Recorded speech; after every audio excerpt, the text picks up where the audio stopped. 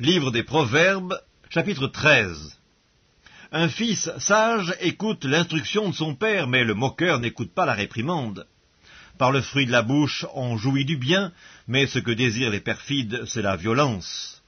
Celui qui veille sur sa bouche garde son âme, celui qui ouvre de grandes lèvres court à sa perte. L'âme du paresseux a des désirs qu'il ne peut satisfaire, mais l'âme des hommes diligents sera rassasiée. Le juste a de la haine pour les paroles mensongères, le méchant se rend odieux et se couvre de honte. La justice garde celui dont la voie est intègre, mais la méchanceté cause la ruine du pécheur. Tel fait le riche et n'a rien du tout, tel fait le pauvre et a de grands biens. La richesse d'un homme sert de rançon pour sa vie, mais le pauvre n'écoute pas la réprimande. La lumière des justes est joyeuse, mais la lampe des méchants s'éteint. C'est seulement par orgueil qu'on excite des querelles, mais la sagesse est avec ceux qui écoutent les conseils.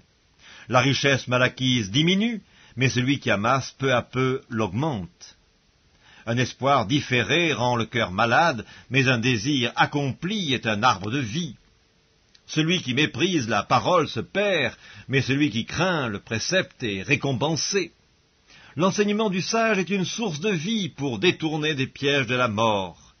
Une raison saine a pour fruit la grâce, mais la voie des perfides est rude. Tout homme prudent agit avec connaissance, mais l'insensé fait étalage de folie.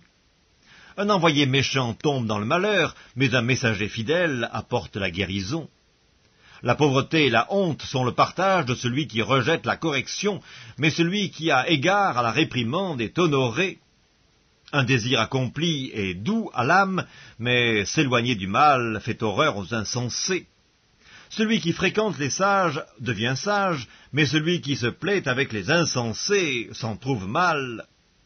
Le malheur poursuit ceux qui pêchent, mais le bonheur récompense les justes. L'homme de bien a pour héritier les enfants de ses enfants, mais les richesses du pécheur sont réservées pour le juste. Le champ que défriche le pauvre donne une nourriture abondante, mais tel périt par défaut de justice.